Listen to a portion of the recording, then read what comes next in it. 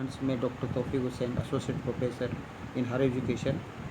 पिछले वीडियो में हमने बलबन के विषय में चर्चा की थी और उसकी कुछ उपलब्धियां वो बाकी रह गई थी, जिसकी चर्चा हम इस वीडियो के अंतर्गत कर रहे हैं। जैसे कि मैंने आपको बताया कि दिल्ली सल्तनत की स्थापना का जो स्वप्न कुतुबुद्दीन ऐबक ने देखा था, वह उसके अल्प समय के कारण से वह उसको पूरा नहीं कर सका और उस स्वप्न को साकार करने का कार्य इल्तुतमिश ने किया।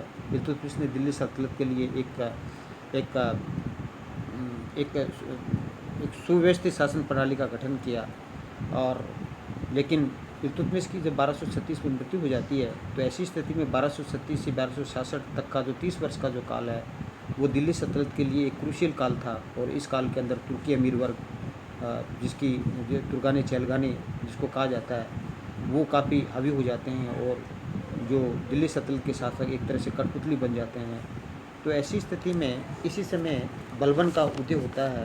हालांकि रज़िया ने इस समय में अपने दिल्ली सल्तनत की स्थिति को सुधारने का प्रयास किया था, लेकिन स्त्री होने की वजह से वह ऐसा नहीं कर सकी। लेकिन बलबन था जिसने किस प्रकार वह एक दास से प्रगति करता हुआ है, वो शासक के पद पर है। नासिरुद्दीन महमूद के बाद में शासक के पद पर है, वो मुक्त हो जाता है और उसने अपनी सभी चुनौतियों का सामना है बड़ी निष्ठा और ईमानदारी से किया।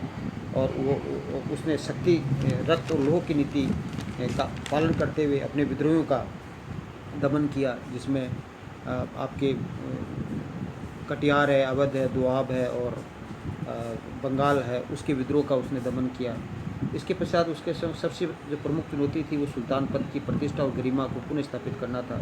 बलबन ने ईरान के जो सिद्धांत है, राजत्व का सिद्धांत है, उसको अपनाते हुए उसने किस प्रकार से सुल्तान पद की प्रतिष्ठा और गरिमा है उसको पुनः स्थापित करने का प्रयास किया। सुल्तान को ईश्वर का प्रतिनिधि किस तरह से माना, सुल्तान के लिए शाही पद का होना आवश्यक बताया और किस प्रकार उसने सुल्तान के लिए दिखावटी मान मर्यादा का प्रदर्शन करना आवश्यक बताया। और किस तरह से उसने ईरानी त्यौहार नूरोज और सिजदा और उपवास की जो ईरानी ट्रेडिशंस है उसको अपनाया और किस प्रकार उसने दिल्ली सल्तनत की जो प्रतिष्ठा है उसको पुनः स्थापित करने का वो प्रयास किया और उसमें वो काफ़ी हद तक सफल भी रहा। इसके पश्चात उसके समय दूसरी जो समस्या थी, वो 40 गुलामों के दल की थी, जो कि 30 वर्ष के काल के अंदर है वो तुर्की अमीर वर्ग काफ़ी शक्तिशाली हो गए थे और सुल्तान को कुछ समझते नहीं थे, उनकी महत्वाकांक्षा बढ़ गई थी। तो किस प्रकार जहर और तलवार की नीति के द्वारा उन्होंने किस प्रकार शेर खां, मलिक बकबाक, ऐबक खां की शक्ति का दमन किया और किस प्रकार 40 गुलामों के दल की शक्ति को नष्ट किया। इल्तुतमिश ने एक नवाचार किया और वह गुप्तचर विभाग का गठन था, क्योंकि उसके विरुद्ध जो विद्रोही हैं उसके बारे में पता लगाने के लिए एक गुप्तचर विभाग आवश्यक था। तो उसने किस तरह से दीवाने बरीद जो नामक एक गुप्तचर विभाग का गठन किया, जिसका जो प्रमुख था वो बरीद मुबाली कहलाता था। तो गुप्तचर विभाग के गठन से भी दिल्ली सल्तनत को प्रशासन में काफ़ी सहायता मिली। हालांकि सैन्य व्यवस्था का गठन इल्तुतमिश ने भी किया था, लेकिन जो बलबन है उसने एक स्टैंडिंग आर्मी है उसका गठन किया। और हालांकि इसमें दीवाने आरिज में इतनी सेना नहीं थी, लेकिन बलबन अपने जो खुद के अंगरक्षक है वो इतनी बड़ी संख्या में रखता था कि मंगोल आक्रमणकारी से उसे डर जाते थे कि जो 10,000 इतनी सेना लेकर के खुद चलता है तो उसके पास तो क्या पता कितनी सेना होगी। तो उसने ढोंग के द्वारा नाटकीय अंदाज से है वो शासन संचालन के लिए नाटक का और एक ढोंग की नीति का है वो पालन किया। बलबन की जो आज हम चर्चा करें, बलबन की जो प्रमुख समस्या थी, एक तो आंतरिक समस्या थी जिसका समाधान उसने किया, विद्रोह का दमन किया, और एक बाह्य समस्या थी जो सबसे प्रमुख समस्या थी कि साम्राज्य का उत्तरी पर जो सीमांत प्रांत था उससे मंगोलों के आक्रमण हो रहे थे और मंगोल अफगानिस्तान तक पहुंच गए थे और एक तरह से दिल्ली सल्तनत की सीमाएं हैं वो उसको छूने लगी थी। तो मंगोलों से दिल्ली सल्तनत को खतरा पैदा हो गया था। इल्तुतमिश ने यद्यपि बड़ी समझदारी से चंगेज़ खां के संभावित आक्रमण से दिल्ली सल्तनत की रक्षा की, लेकिन जो उनके वीक रूलर्स थे उसके समय में एक तरह से मंगोल आक्रमणकारी प्रभावी हो गए थे। और इस समय बलबन के समय के अंदर है वो मंगोल आक्रमण अफगानिस्तान की सीमा तक आ गए थे और मंगोल आक्रमणकारियों से साम्राज्य की सुरक्षा के लिए बलबन ने सीमांत प्रदेशों पर एक योग्य और विश्वस्त व्यक्तियों को नियुक्त किया।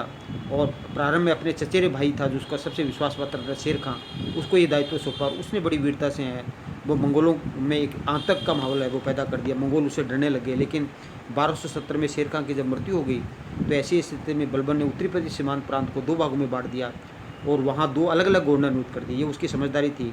जहाँ मुल्तान, लाहौर और दीपालपुर का गवर्नर है अपने बड़े पुत्र मोहम्मद खां को नियुक्त किया, और जहाँ सोनम और समाना का गवर्नर है वो अपने छोटे पुत्र बुगरा खां को नियुक्त किया और उसके नेतृत्व में एक विशाल सेना नियुक्त की। अर्थात उसने सीमांत प्रदेशों की रक्षा करने के लिए, मंगोलों से रक्षा करने के लिए सीमांत प्रदेशों को 2 भागों में बांट दिया और 2 अलग अलग गवर्नर नियुक्त कर दिए। पहला काम उसने ये किया।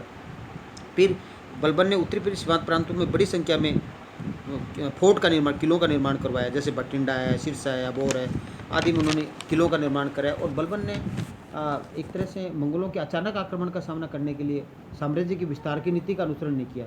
उसने सोचा कि इतनी सेना है, वो साम्राज्य के विस्तार में लग जाएंगे तो पीछे से मंगोल आक्रमण कर देंगे। ऐसी स्थिति में वो 30,000 सैनिकों के साथ हमेशा राजधानी में रहता था। और बुगरा खां के विद्रोह के समय एक बार वो बाहर गया, उसके अलावा वो कभी भी राजधानी नहीं छोड़ी उसने। उसके सलाहकार कहते थे कि सर आप जाते क्यों नहीं है, लेकिन उन्होंने कहा नहीं, मंगोल आक्रमण हो सकते हैं, इसलिए मंगोल आक्रमण से रक्षा करने के लिए उसने अपनी राजधानी को नहीं छोड़ा। ये इसका एक महत्वपूर्ण कार्य था। और इसके अलावा उसने सीमा पर जो पुराने दुर्ग थे उनकी मरम्मत करवाई और वहाँ योग्य सैनिकों को नियुक्त किया। बलबन ने जो मंगोल नीति अपनाई, जो मंगोलों के आक्रमण से अपनी सीमाओं की रक्षा करने में वो पूर्ण रूप से सफल रहा। और 1285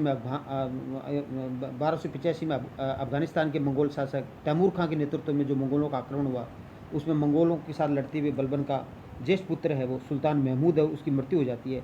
लेकिन उसके बावजूद भी उसने मंगोल नीति है उसमें कोई तब्दीली नहीं की। 1279 में मंगोलों का आक्रमण हुआ और सिंधु नदी के पार करके मुल्तान तक वो घुसाए थे, लेकिन बलबन की सेना ने उनको पराजित किया।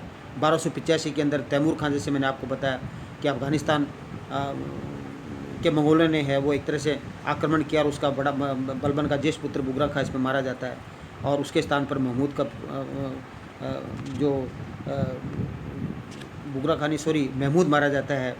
इसका बलबन का लड़का महमूद है वो मारा जाता है और लेकिन बलबन है वो महमूद के स्थान पर उसके लड़के खुसरो को है वो नियुक्त कर देता है। इस प्रकार बलबन की जो मंगोल नीति है वो पूर्ण रूप से सफल रहती है।